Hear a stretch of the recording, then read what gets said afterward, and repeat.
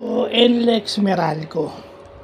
So, makikita natin sa second game ngayong Sunday, Mother's Day, na yung superior, mas malalim na roster.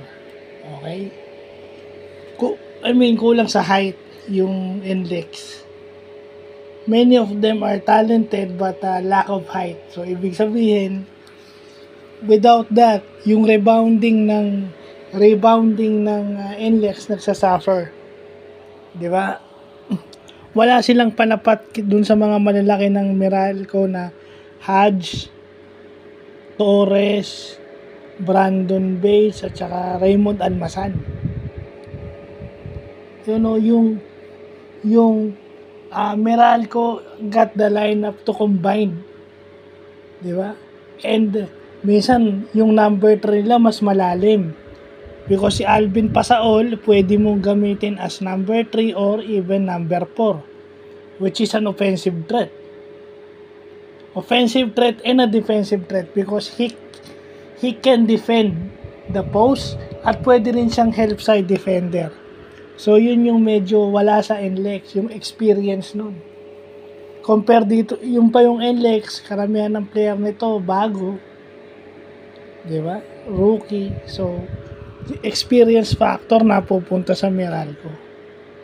And although nag-contribute naman yung mga kakampi ni Robert Bolick, pero it's obvious na kapag si Bolick hindi umiscore ng madami, nahihirapang tumapat yung NLEX sa Meralco. Kasi tingnan nyo, yung 48 points ni Bolick last game, medyo dumikit yung NLEX. Ngayon, 18 points lang si Bolick.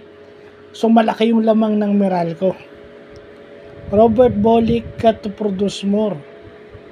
And even si Semerad got to defend bigger guys. Sanay siyang dumipensa ng mas malaki, even si Marcelo.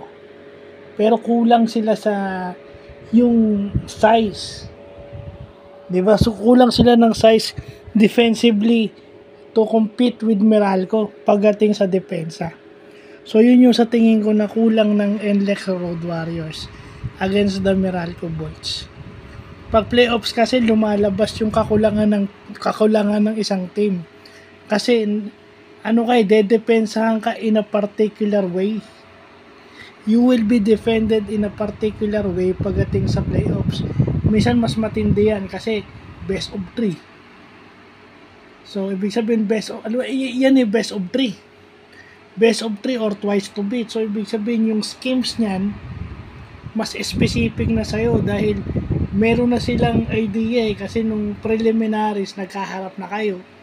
So pag kayo ulit magkakaharap, syempre yung depensa mas titindi, yung scouting yan mas titindi.